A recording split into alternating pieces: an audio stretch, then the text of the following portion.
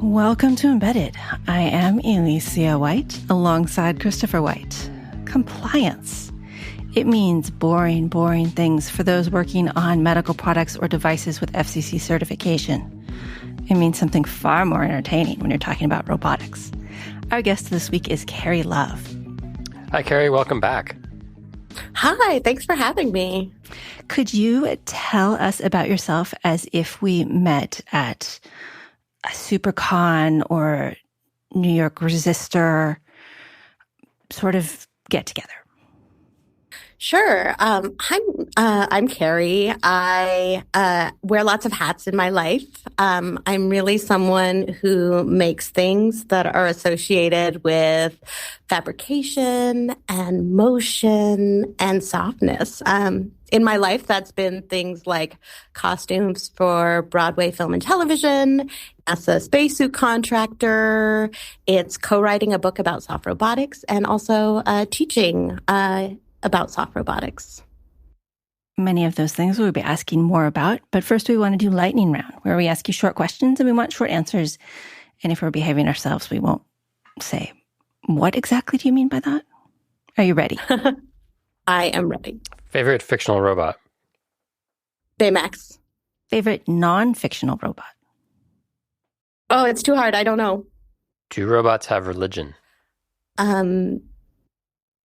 Maybe.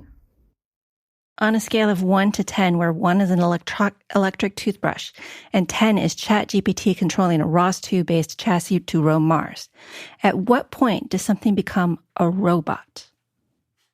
For me, 2 or 3. What is your favorite medium for soft robotics? Inflatables. What's your favorite soft robotics drive mechanism? Programmable Air. If you were to write another book, what would it be about? It would probably be about tech plus craft or digital fabrication with post-consumer waste. Give a tip everyone should know. If you can't fix it, feature it. That's a good one. It's like jazz.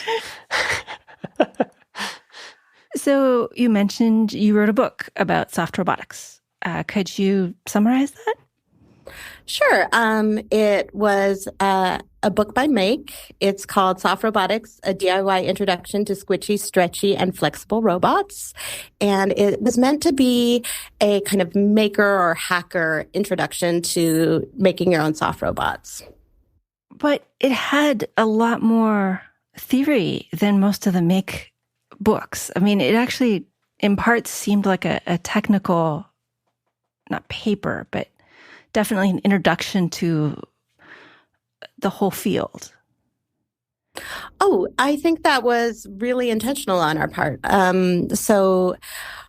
think there's one thing about it that drew me to recommending that approach. One was that the majority of people don't actually make all of the DIY projects in craft books or in like maker hacker books. I hope you don't find out how many I own having never made any of the projects. Exactly. And so, I mean, part of the joy is the like aspirational, I'm going to build this. But also, I really feel like people are interested in these books because they're interested in the topic at large. So I really recommended to my collaborator and to our editor that we include a lot of information about why soft robotics. Because I think that for people who have never heard of soft robotics, it's a little mysterious why. I mean, there's the it's cool factor, but like it's very difficult in some ways to build a soft robot, especially for all the reasons that also make them great, that they have nonlinear behavior and surprising behavior. So to take on those challenges, then you have to have a reason.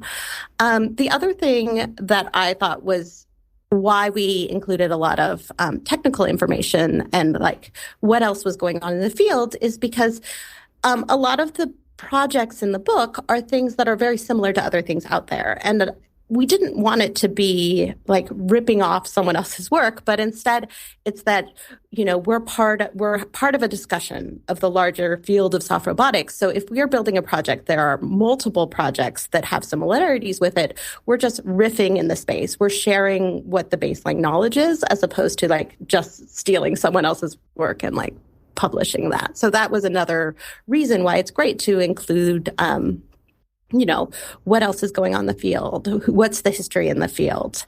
I also just really love the idea that, some of the people who read this, like, may not care about that at all. Well, they'll just want to see the projects.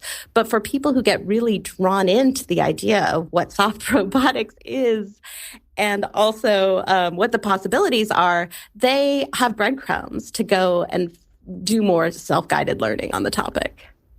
Was your editor originally in favor of this idea, or did they push back? I don't think we ever got pushback on what could go in the book. I think they originally approached Matthew Borgatti, who's the collaborator on that book, about making a book that included a robot of his that's not even in the book in the end. And so that was their idea of what the book needed to be. Ultimately, that robot didn't end up in the book because none of the technical editors or anyone else who tried to make it could reproduce it because it was so difficult to make. So we ended up making much more accessible projects to put in the book. And then we also provided all this context. And, I think the thing that we were passionate about was to invite people to design their own robots. And I think that that's, to me, what all of the kind of background information invites you to do. That makes a lot of sense. But you did say you don't usually do it unless you have a need for something about soft robotics. In what case does someone need a candy-based robot? Other than it is awesome, which I won't deny. So it's so funny because I think it's this back and forth between like the idea of a blue sky future. So if you ask someone what a candy robot is, who's like an academic or working in like a highly technical company, the answer they will give will be about like the future of healthcare robots. There are these scenarios in which we will need to be able to eat a robot and have it do something in our digestion but not harm us. So that will be your blue sky answer. And then there's the answer, which is right this moment, which for me is like, I teach and make in an artistic context.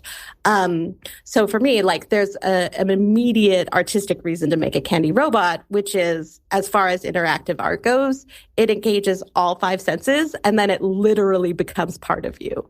And so that idea excites me. And then I think there's like all these kind of in between the blue sky future and the like what's achievable right now and artistic intent. The book was published in 2019 or end of 2018. And so it's been a few years. How much has changed? In terms of what is available to people to work on and like what information a person at home can have, not a lot, surprisingly. I actually am really surprised how many people who come up to me and they're like, yours is the only book I've ever read about soft robotics, just because there aren't any. The other books I see about soft robotics are only engineering textbooks that are, very expensive and like not very accessible. So this is kind of, other than online content, which, not to say that online content isn't amazing. There's tons of it and super useful. But if what you want is a physical book to read about entry-level soft robotics, it's still kind of the only game in town. In terms of the greater field of soft robotics, I would say like the landscape for commercialization still hasn't grown or panned out. I would say the same things that were looking the most marketable then are still the most marketable now, which is grippers.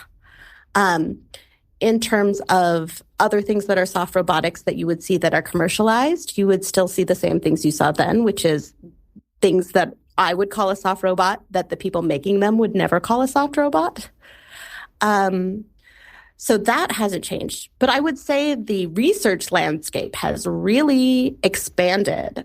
It's since 2018, 2019, and now there are more and more laboratories and schools all over with people doing their master's work or their PhD work on soft robotics now. And I think that that is where it's changed rather than it changing at like the market and commercialization level.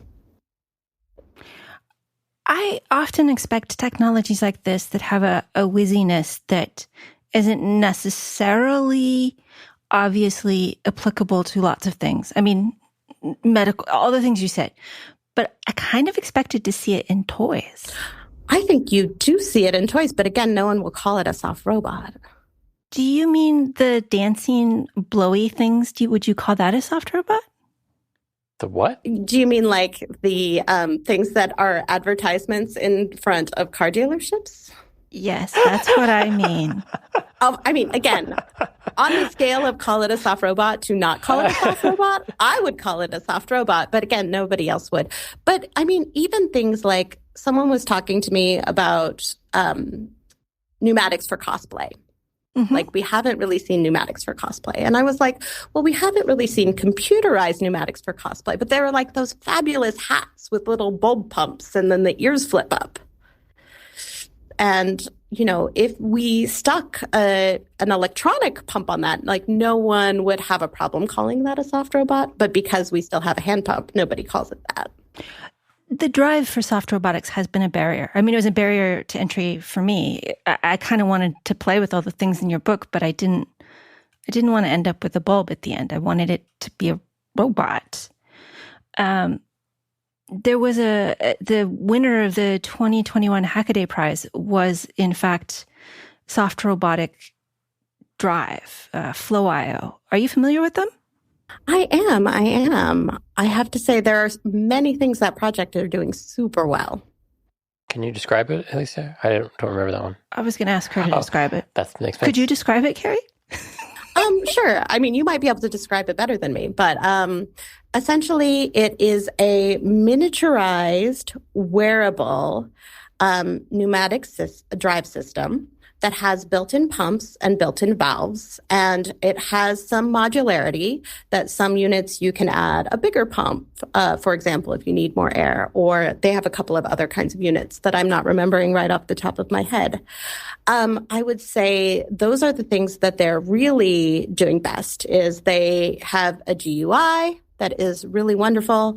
They have miniaturization down, and they have made it wearable. They have 5 sets of valves, so you have a number of channels, so you can program quite complex things. In terms of drive systems that are out, though, I would say there's always trade-offs. So it's, you know, it's trade-offs all the way down. So for me, the trade-off on FlowIO that is difficult for me is accessibility to the unit. So that's a current project for someone's PhD.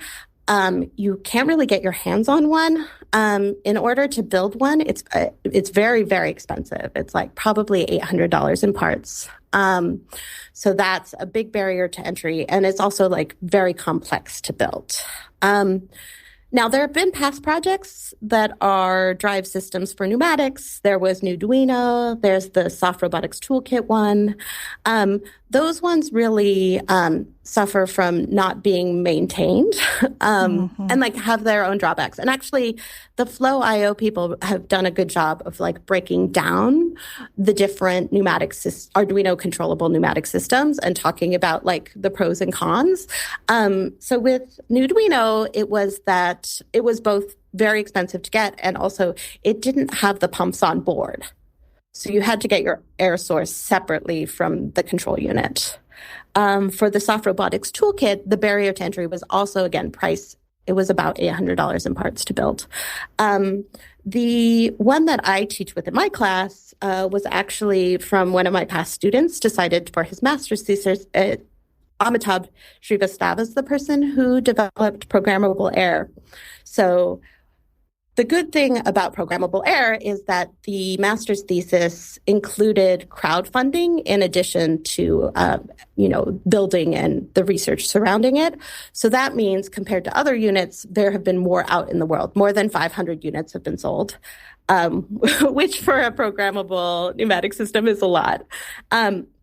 It really wins on price point, and it's very remixable. Where that one is that one, the price point is about $199, and sometimes you can get an educational discount.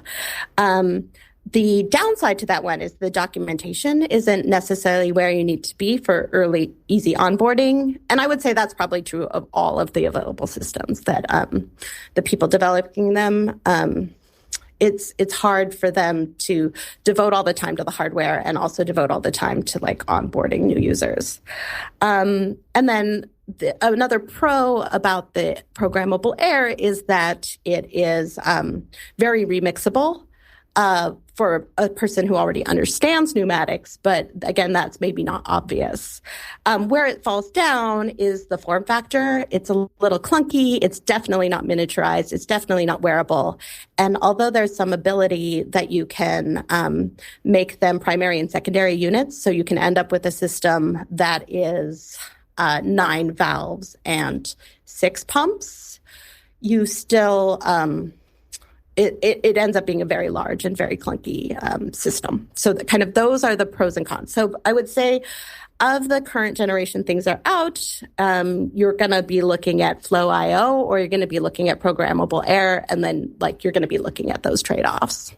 Is it, with traditional robotics, servo motors and things cost, 5 cents and are quite miniaturized now, but they weren't always. I remember when I was younger, doing radio control stuff, servos were large and clunky. Is that a matter of inherent complexity of the pneumatic systems that they're not there yet, or is it just it's still kind of early and the research and industrialization hasn't happened as much as it has in traditional controls? Yeah, I'm not really sure. Unfortunately, this kind of hardware is not where my strong suit is, because my strong suit is in the the compliant part of it, the Gotcha. soft part, the materiality of it. So the nitty gritty of how we're going to be costing pumps and valves is not where my area of expertise is. Fair enough. There's a lot of questions there because, as you say, it's quite expensive, it's quite complicated, and there isn't the equivalent of a DC motor that you can just try out. Mm-hmm. Maybe someday.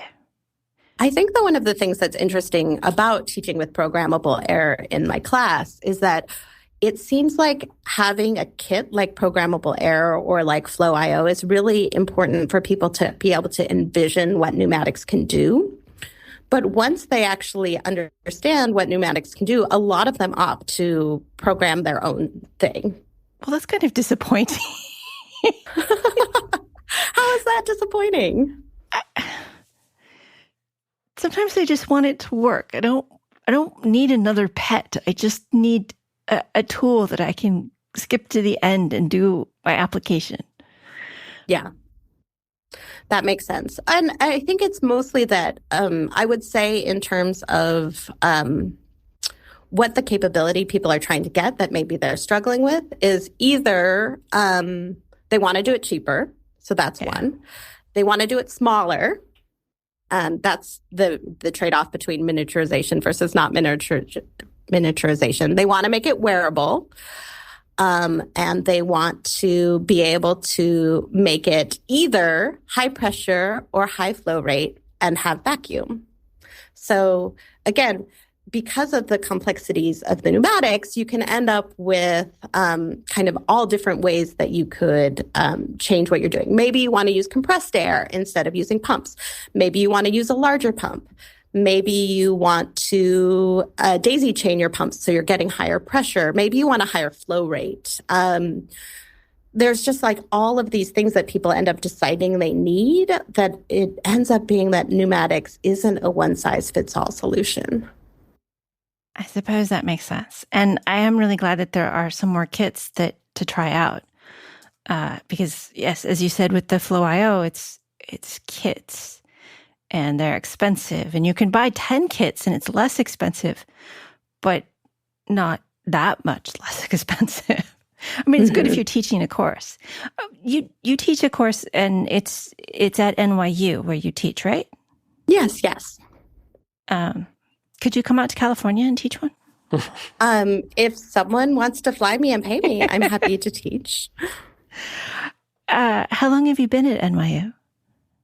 I have been at NYU since, I think, 2016. It's been a long time.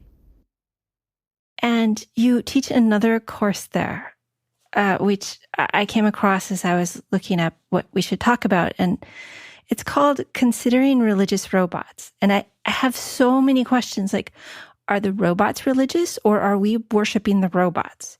Is it considering religious robots or considering religious robots? I mean, what is this class about?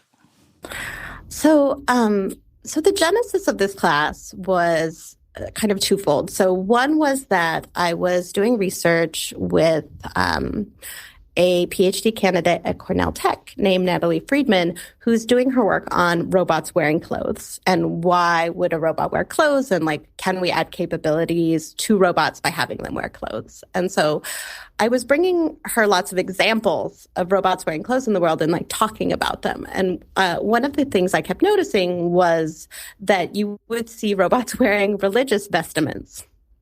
And it was a recurring theme. And I was very interested in why is this a recurring theme? So I kind of dug deeper and saw that there were lots of robots that were built or working in religious contexts that weren't really being considered. So that's where the considering comes into this. And then kind of the next stage of what happened was that the pandemic happened, we switched to online teaching, and soft robotics was not something the department felt I could teach online because it's so fabrication heavy. So they said, is there anything else you'd be interested in teaching while we're in online only university? And I said, well, I have a couple of ideas, and one of them is this religious robots topic. And they were like, this sounds fascinating. We want you to do something with it. So what I ended up doing was kind of looking at all of the existing robots working in religious contexts and really using that to ground where the conversation would go. I have found to date about 45 robots that are working in religious contexts, but I look forward to finding more that I have not yet uncovered. And the way I structured the course was that I built it as a co-learning class. So I got a lot of people who were experts on one aspect or another to give talks to us. And then I would kind of facilitate finding the people we would hear from and then have discussions about what we learned. And then also the students would bring topics that came up for them, and they would guide the discussions as well. So that ended up being super broad. We're talking about things like, religious work as labor, about caregiving. We're talking about religious tools as a way to make you be more observant. We're talking about doing religious rites for robots. That certainly happens in the world. We talk about things like, what about digital afterlife? Or how is religion effective if we decide to become transhuman cyborgs? So it's kind of every aspect of where religion is touching against technology and robotics. Could you give examples of robots working in religious contexts? Some of them are quite mundane. So for example, during a swine flu outbreak, someone built what is essentially like a soap dispenser in a bathroom that can dispense holy water. Because where it was, they were worried about waterborne illness, and they wanted a way for people still to be able to get their own holy water, which was something that was common in the churches there. And so essentially you put a little thing under it, you can capture your own holy water from a closed system instead of an open system. Another example would be there's a Buddhist robot in China that is a chatbot. And it rolls up to you, and if you talk to it, it will answer some religious questions for you. But if you ask it a question it doesn't know, it will tell you that it's a very stupid robot and that you should speak to a monk instead. So again, and then I'm really into things that people would never call a robot. So one of the things that I would say is like, there's a lot of technology that's to like Shabbos elevators. They stop on every floor so that the fact that you're not allowed to press an elevator button if you are Orthodox Jewish, is accounted for in public settings. All right. Yeah. I mean, that all makes sense. It was kind of what in the world can you mean? But those all, yeah, okay, I can see how that would be useful. Yes. Do you touch on what religions say about technology? Kind of the flip side, because it doesn't seem like something that's explicit really in a lot of religions being Thou shalt not robot. Thousands of years old, a lot of them. I mean, there's golems, so it's not like there's... Sure, yep. Okay, that's a good example. Well, and I think one of the questions that comes up is, can a robot join a religion? And golems is a great example. So again, pretty much every religion is not a monolith. So if you ask the question, like, can a robot convert to Judaism? That is a question that is asked. And, some rabbis come down on yes, and sometimes come down on no. And some of the people who are coming down on yes are like, well, there is some discussion whether or not a golem can be part of minyan. And so they use existing, religious debates to then inform about whether the role of robotics. And different religions are more accepting and less accepting of robots. Like in Islam, there's definitely a much higher occurrence of people really not wanting humanoid robots. And, some of the discussion is like it's tied to the prohibition of having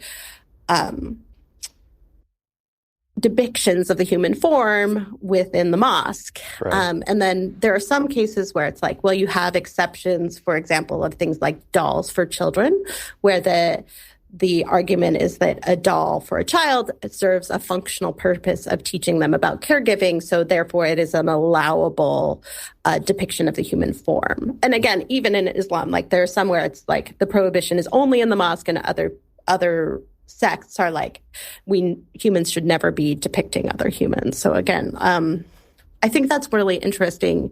And even, I would say, religions that before didn't have prohibitions. So for example, it was pretty common as a fad in India for a while to have like arati, to have a robotic arm do it. And then it was not very controversial. It was like a fad and it was happening everywhere. But I would say like within the last couple of years, there's been a lot more pushback of saying like, wait, is this somehow sacrilegious? Is this somehow problematic? So wait. What are you adding an arm to? What are they adding an arm to? So there is a ritual for Ganesh where you wave a candle or something else around the statue of Ganesh. And it became a fad for an industrial robot arm to do this ritual. I guess it depends on how Ganesh feels about it. That's very cool. On the other hand, that does seem like if you're supposed to do it, you should do it. Automating religion seems a shortcut that perhaps, I don't know. Okay. But again, it's all depending on your viewpoint. I mean, Tibetan Buddhism has had prayer flags and prayer wheels for centuries. Right. And I was going to ask you about religious rights for robots, thinking that was just beyond my comprehension. But I do believe that if our iRobot vacuum cleaner died, I would, You'd what? Give it a Norse funeral? Yes. That little sucker annoys me. But no. But you make jokes. But actually, there was a very famous instance where they had a mass funeral for Aibos in Japan. Oh yeah. That was sad. And I know people get really attached to their home robots, like the vacuum cleaners. Wow, that is a fascinating topic. Well, it sounds like something. The initial impression is it sounds like, what are you talking about? This that doesn't make any sense. But if we don't start thinking about this stuff now, when robots are even bigger parts of people's lives, people won't have thought about all of these implications and how all this stuff works. And it does go to stuff like you're saying, like people's personal relationships with robots, which is going to extend into religion. So I was thinking as a comparative religious class, yeah. an applied comparative religion. Yeah. I have to share this tidbit though while we're talking about it, because I'm like, I don't know where this slots in this conversation, but like I'm so excited about the detail. So I mentioned just in passing, like, well, what happens if we become cyborgs to our religious life? And so there's a bunch of transhumanist organizations that are also tied to religions. So there's Christian transhumanist groups and Buddhist transhumanist group. But the largest religious transhumanist group is specifically the Mormon one. And there are religious reasons why that's the case, specifically that there is a mandate to make yourself more godlike. And so the people who are adherents to Mormon transhumanism are under the belief that if I am supposed to make myself more godlike, I should be using any means at my disposal to do that, including technology. All right. I'm glad that we can have different opinions because it will lead us in many interesting directions. I'm not sure that I want some of the transhumanist stuff, but maybe that's just because... What if you had filters in your eyes that blocked out all blinking lights? I would love that. See? Oh, so good. But I could just wear an eye mask, and then I can block out everything. That would cause other problems. Trade-offs all the way down. Exactly. We have a couple of listener questions that are mostly about soft robotics, because that's what I asked. Are you ready for those, or you want to continue? I mean, a part of me just wants to talk about religion and robots because there's so many fascinating things. What about you, Kari? Do you want to go on or stay with religion? I mean, it's funny because since you sent me an outline ahead, I prepped about soft robotics and I didn't prep about religious robots, but I'm happy to talk about either. Well, let's get some listener questions in, and while Chris and I formulate some other religious ones. Bailey asked, how realistic or unrealistic is Baymax? And if anybody doesn't know who Baymax is, it's a character from Big Hero 6, which is an animated film, as well as there's some add-ons with TV shows. It's a large helper robot focused on medical things. And it's kind of like made of balloons. It's inflatable. It's made of balloons. At one point, it gets a cut and it uses tape to fix itself. It's also very sentient, but that's what happens in animation. Yeah, I think that when you ask how realistic Baymax is or isn't, it's kind of it depends what you mean by realistic. So all of the robots in Big Hero 6, the animated film, are actually based on ideas of robotics research that was current at that time. So collaborative swarm robots and soft healthcare robots were things that appeared in the movie that they used specifically because people were researching these topics. And at least with roboticists I know, there are definitely people who are working on healthcare robotics. There are people who, especially things like feeding people or being able to turn people and be able to sense if they are going to have bed sores or other problems from not being moved. People are definitely working on those problems. So I don't think Baymax is unrealistic in that sense, that people are going to continue to try to develop healthcare robotics. On the other hand, what is unrealistic about Baymax is that Baymax is such a multi-purpose robot.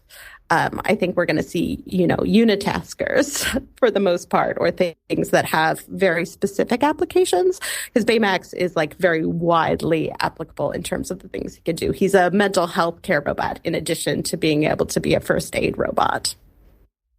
And he's human-shaped generally. Yes.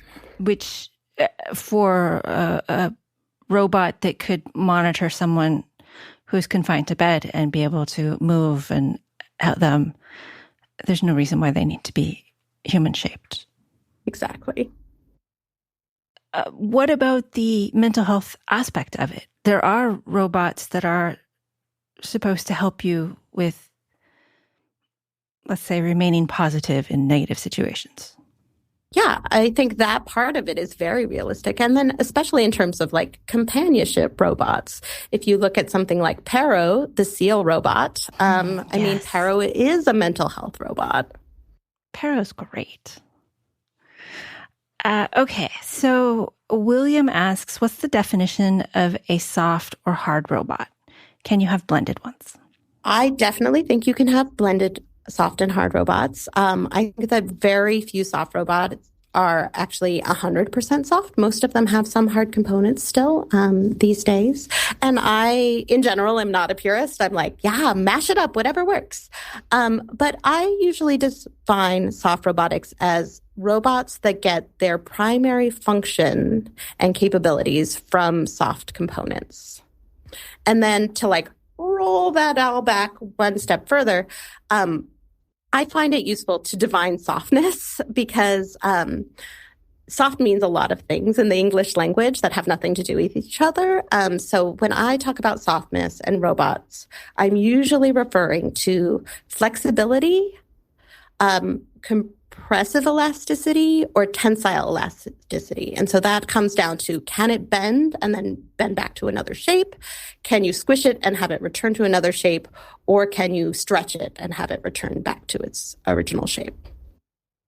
So you have the soft robotics being part of the mechanism.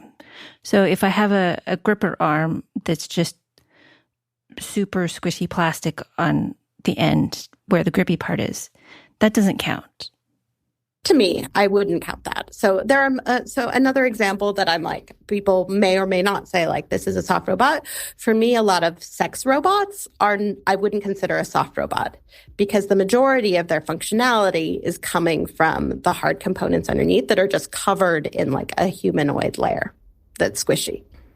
But if I had my gripper blow up into the shape of a claw and be able to surround whatever it wants to pick up, that's more of a soft robotic. Even if the rest of the arm is hard, that part that encases what it needs through pneumatics is the soft robot part.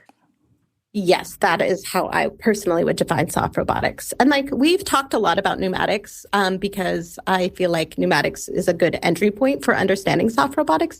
But I definitely also don't want to say like pneumatics is the end all and be all of soft robotics. Well, and you mentioned stretchability and flexibility and squishiness, but setting aside squishiness, the other two I can do with paper and flexible circuits. At what point does that become soft robotics?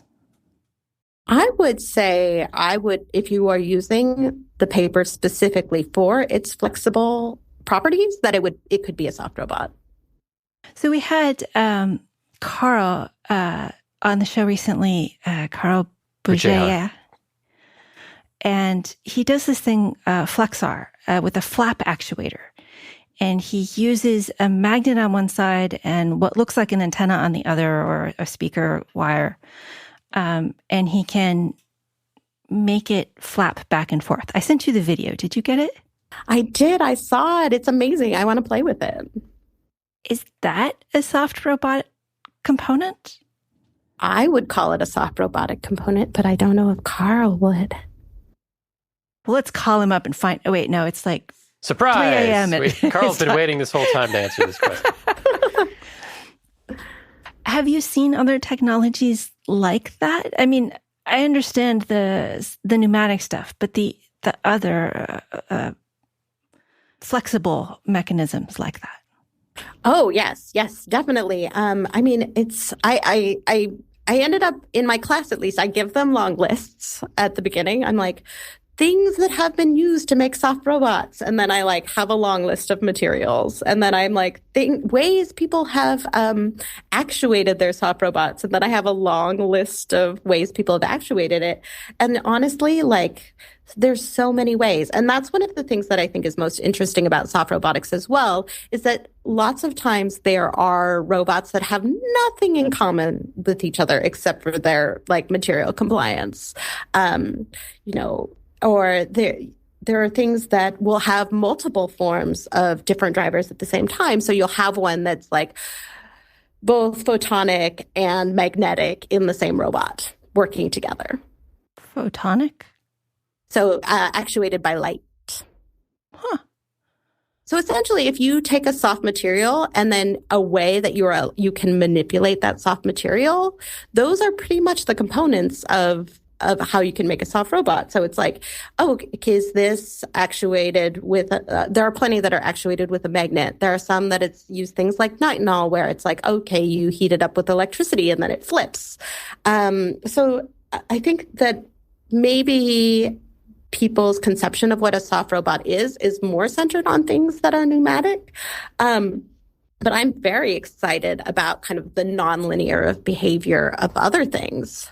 One example I would give is that in my class this year, I wanted to do a co-learning experience. So we made our own conductive polymers around soft materials. And so we just like made a big dye bath of polymer. Everyone brought their own soft samples. We threw them all in a vat and mixed them up. And then when they came out, we tested their electrical properties, and then people applied them to different problems. And one of the ones that turned out beautifully was they had made conductive sponge. And because of all of the nonlinear behaviors of a sponge, it was very possible for them to detect different kinds of gestures. A slap was different than a poke was different than a squeeze, because a sponge is so nonlinear in its behavior. I don't understand they brought things and threw them in a pile. What was this, resin? It's a project actually you can see on Hackaday. It's called Polysense. I was introduced to it by Cedric Honet, who is one of the people who reverse engineered a product that they were interested in and came up with this very simple method for making your own conductive polymers. And functionally, the way it works is simply like it being a dye bath, but instead of imparting color, it's wrapping the polymers into the fiber as it forms. Okay, I have opened the page, but I am not going to look at it because otherwise I will just get very distracted. Okay, so that would make your own sensor as well as actuator. Yes, and so that's kind of central to the way I'm approaching soft robotics. So the thing is, my class is called Exploring Concepts from Soft Robotics, as opposed to something like Intro to Soft Robotics. And that's because for me, my goal, again, when I was talking about the book, it was very similar. It's that I want people to look at materials and say, what if I use this material in a way it was never intended to?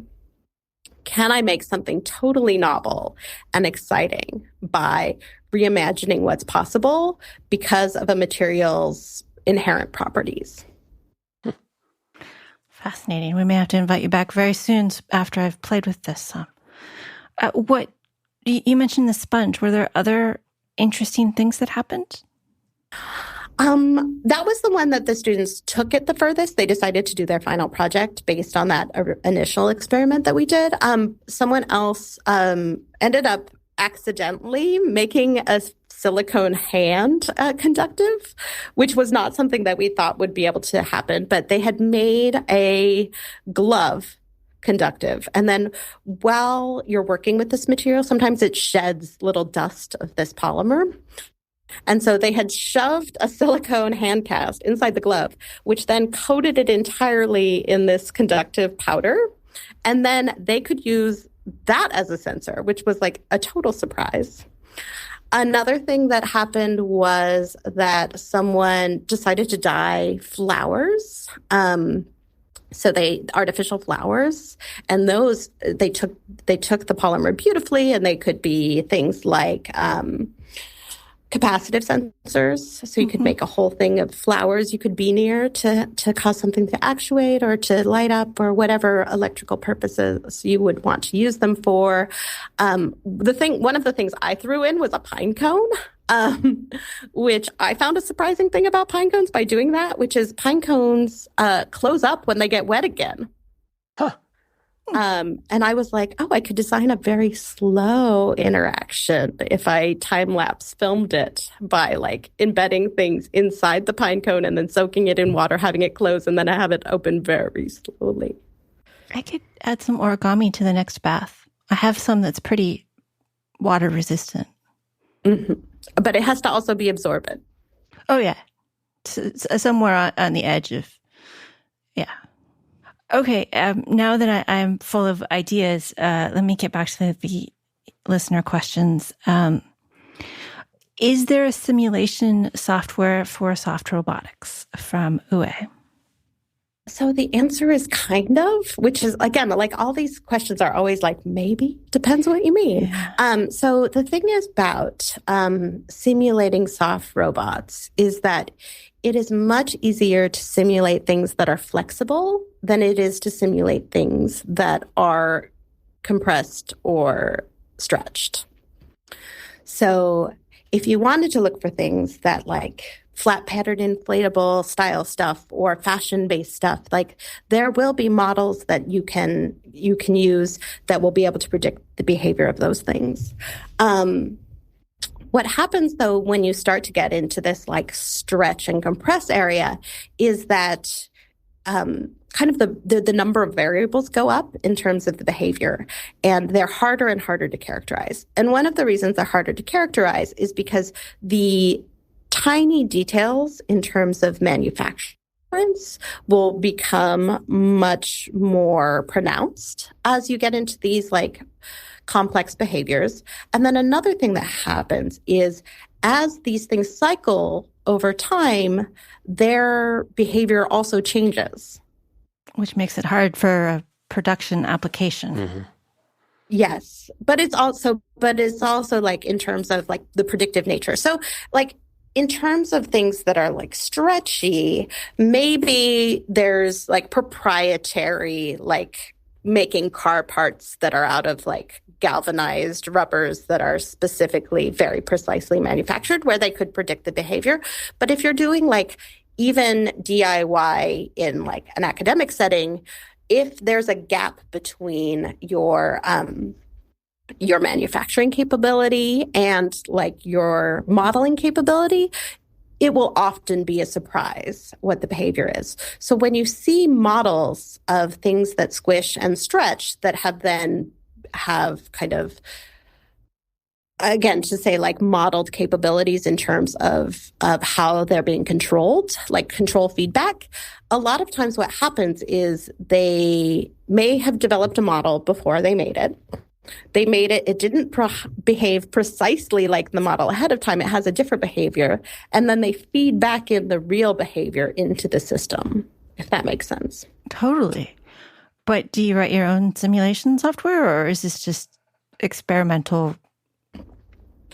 I think I don't work in simulation, but I think most people are using, for example, what's the name of it off the top of my head? I'm drawing a blank at the moment. But there are a couple of different academic models that people use that you can feed your system into after the fact to then turn it into a control model. Okay, I may ask you for those later. We'll put them in the show notes. Perfect. Let's see, from Sila. How is power handling and delivery different from normal robotics? So power handling and, sorry, what could you restate that? Power handling and power delivery.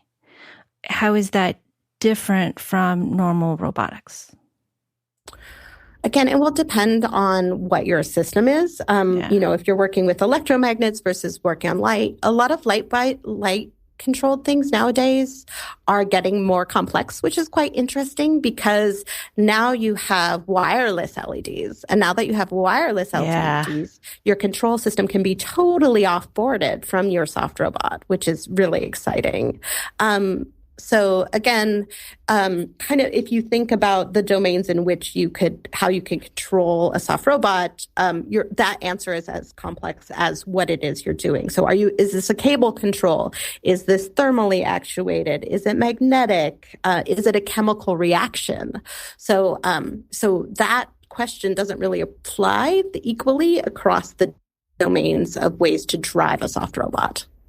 Have you played with the wireless LEDs? I have not, but it's definitely on my to-try list now. I know. So if anybody hasn't seen these, Adafruit has a small inductive coil and 10 wireless LEDs for $15. And the LEDs look like, they're just little LEDs alone. They are tiny little marbles, not really round, but sort of. But maybe a third or a quarter the size of a normal regular marble. Okay, so like large BBs? Large BBs. Okay, I'll go with that. And you put them near the coil and they light up. And if you think about that, the coil could be whatever you want and the lights could be embedded in whatever you want. Now you have a stuffed animal that lights up whenever it gets put to bed or something like that. It's just without batteries or any other electronics in it. Right, without the electronics in the device. Instead, the electronics are part of that coil. Yeah. Wireless seems like the way to go, but I don't think we can live in inductive coils. That seems harmful. Fine. It's all fine. Are there other soft robotics things that are kind of like that? In terms of magicalness. Biological robots to me are like pure magic. Indeed. Like, you have to feed them. They eat the thing they swim through. Okay. What biological robots are you talking about in particular? There is one that is a ray that is made out of rat heart cells. That is wonderful. And then they made a second generation one that's in a different sea animal shape, but it's eluding me at the moment. But if you look at rat heart cell ray, you can then see their newer work at the same time. But to me, it really is magical to just see these cellular things swimming through some kind of nutritious slurry.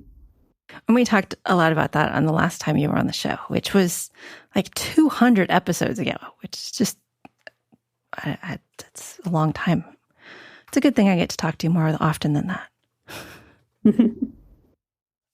Could a DIYer build a simple soft robot, maybe something that could give a foot massage?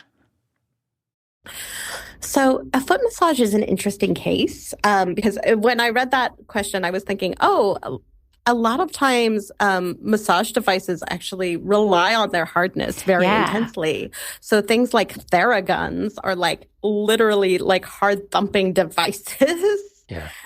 So the kind of massage you could get out of a soft thing would be very different than the kind of massage you would get out of a hard thing. So it depends on the sensation that you want to get. I think that like when I think of a soft robotic massager, I'm like, well, you have the realm of compression as a possible feeling you could have. I think might be truly novel about a soft robotic massager is if the kind of massage you like is like a tickly feeling. Like maybe that's something soft robotics would be uniquely positioned to do.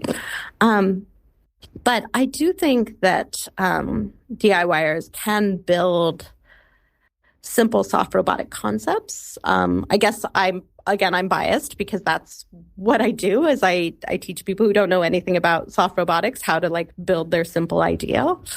So I do think that is quite possible.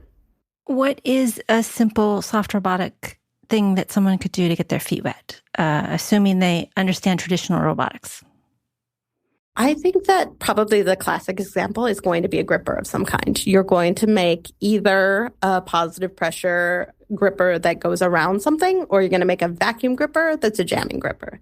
That's very popular in terms of like the world of possible marketable robots, but it also is just like a good way to get started, partially because there's so many versions of them. So if you like Google DIY jamming gripper, you're going to see people who are doing all different versions of that, and you can pick the one that appeals to you, that works best with the tooling that you have. And similarly, you can do that with a positive pressure gripper. So you can see like there are versions of that where it's on Instructables and like you're just using a cardboard mold and wrapping it with ribbon for external restraints. Or there's some versions where you like 3D print some beautiful mold. There's ones that you cast it in parts with laser cut pieces. So you can find a version of one of those projects that will definitely be a good entry point if you want a guide, and will match the tooling that you have. I think that you already identified, and we spent a lot of time talking about kind of the satisfaction of using a hand pump versus using something that's computer controlled. So for me, I don't mind prototyping with just hand pumps and kind of other kind of simple ways of controlling air. But I think the most important thing that you probably need to think about in terms of like roboticizing this is, do you want it to be, vacuum and ambient if you're making a jamming gripper? Or do you want it to be, if you're making a positive pressure gripper, is it positive and ambient? Is it positive and vacuum? That will definitely change the speed at which your actuation happens. And when you say positive, that's you're holding it when it's in vacuum, or you're holding it when it's under pressure. Yes. And then negative would be you're releasing it under that condition. Yes. I am. Let's say you don't want to play with air. Yes. Are there other? Can I still do a gripper of some kind? You can do cable control things. That's another good thing that you could try out. You could try out something where you've made something that's a flexible part, and when you pull on a cable, then it causes that part to flex to grip around something. So that's another way you could make a gripper if a gripper was the thing you wanted to do. Oh, we did. I think the last time I talked to you, after I talked to you, we talked about straws. And I made little straw fingers by cutting in certain areas. Yes. And then you can roll, and then you can use a motor to roll up the string, and then the little straw fingers. Oh, okay. Yeah, like almost puppet. Yeah, it was kind puppety fingers. Yeah. Yeah, that is like the easiest compliant system to make that has that function. But there's all kinds of things too. Like if we're talking about people who are already working in the digital fabrication space, there's a lot that you could do with like flexible filaments and print in place kinds of things that would also have that same function, but maybe be more durable or more aesthetically pleasing than a straw. Oh, yeah. I mean, it's basically you have a tube and you can do things interestingly with a tube that can bend. And it's just that straws are cheap. And straws are easy. Hanging around. Though weirdly, straws are getting harder, at least in New York City. I used to send my students to McDonald's because they had great straws that were for milkshakes, and they made lovely, lovely bending things. But then this year I sent them and they were like, they've converted all to paper straws. And I was like, oh no, I need to figure out who's using very eco-unfriendly straws. Let's see. Christopher, do you have any more questions? Yeah, I think briefly, we barely touched on it, but is 3D printing something that's getting more useful in soft robotics? Because I know there's lots of different filament types that are squishy or flexible now, but they seem to have some issues that regular printing doesn't. I would say definitely I would say that it was already very useful if you like working in silicone to make molds. Right. So that's one thing. Another thing is that you can print in flexible things either with Ninja Flex style things or by using resin printers that have flexible filaments. And then I also, because I have kind of the resources of a university around me, I've been making up workflows to use other things. So for example, doing high heat resin parts that then I vacuum form the molds. So it's kind of just, you can play around with the digital fabrication tools to do all different ways of working with these materials. One that I'm very interested in, but haven't done yet, is essentially you can make molds using a resin printer where you make the mold itself eggshell thin. And so then you no longer have to worry about undercuts because you just crumble the mold away when you're done. Okay. And I'm very excited about this and have not tried it yet. Huh. I don't do a lot of 3D printing. What does that mean, Christopher? It means where you've got areas that you've got difficulty. The overhang. Yeah. That part I understand, but it's easier to deal with afterward because then the mold just disintegrates. You no longer have. Oh. Yeah, so okay. To kind of use an opposite example, probably more people are familiar with things like lost wax mold, where you melt away something from the inside of something else. But this is the opposite, that you do the outer part of the mold is intentionally disposed of and broken. So you peel it away. Yeah, no, I got it. I finally got it. I was imagining it myself. I feel like some of the reasons I don't think I can do soft robotics is my own creativity. I've always put it off because pneumatics is hard, pneumatics is expensive, loud, big, just not an area I'm super excited about, despite the fact that I have 15 pumps on my desk upstairs. I was about to mention that your desk is currently covered in a pneumatic system, but between strings and bendy things and being able to build molds, I think really it's me limiting me, not the technology. I think that one of the things I definitely face with students is that people can be really scared to get started because it does seem so daunting. It seems so daunting to not have a tutorial to follow, to have to kind of create your own path. And for some people, that's very exciting and that's where they want to be. And then for other people, they want to be there, but it's still, they feel inhibited. And so I do think that a big part of what I do is encouraging and supporting. Just to say hey, it's okay if the thing you want to build is a thing that you don't know how to build yet. We know there's the path of failure along iteration, but you will find it so rewarding the first time you build something and it works. And I definitely went through that this semester with someone who they came to my class saying, I want to make architectural scale inflatables. And I was like, great, this is a thing we can do together. This is a thing I can guide you. We have the tools, we have the fans, we have the material. Let's do it. And then a bouncy house? Yeah, like a bouncy house. But more with different aesthetics and maybe that's fine. Yeah.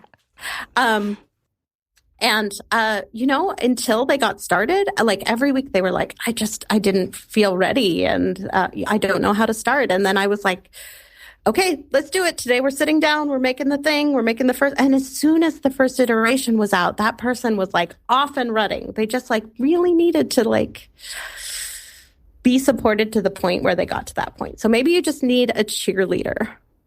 Or a project that I care enough about to take the time. But I agree with the teaching cheerleading part.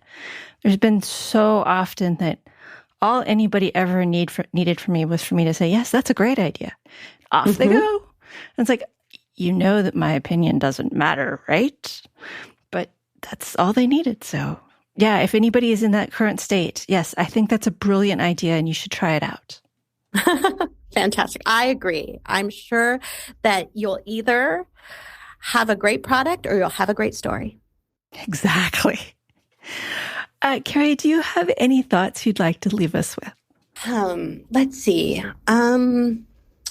I feel like if I were going to leave us with a thought, it would probably be about the power of an invitation.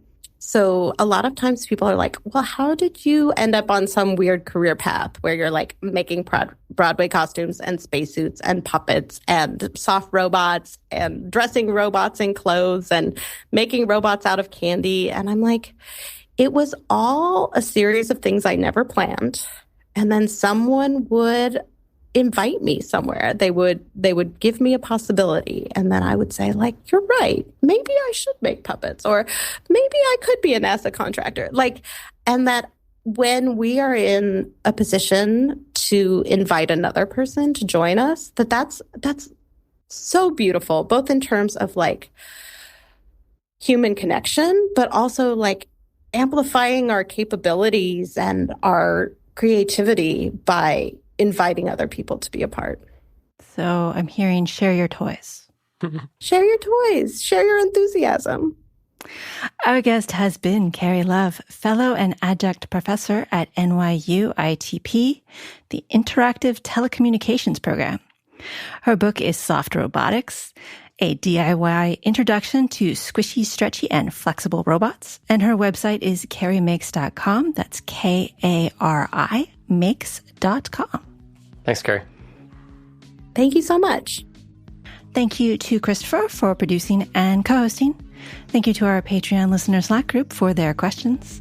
And of course, thank you for listening. You can always contact us at show@embedded.fm or hit the contact link on Embedded FM. And now a quote to leave you with from Hero in Big Hero 6. I fail to see how you fail to see that this is awesome.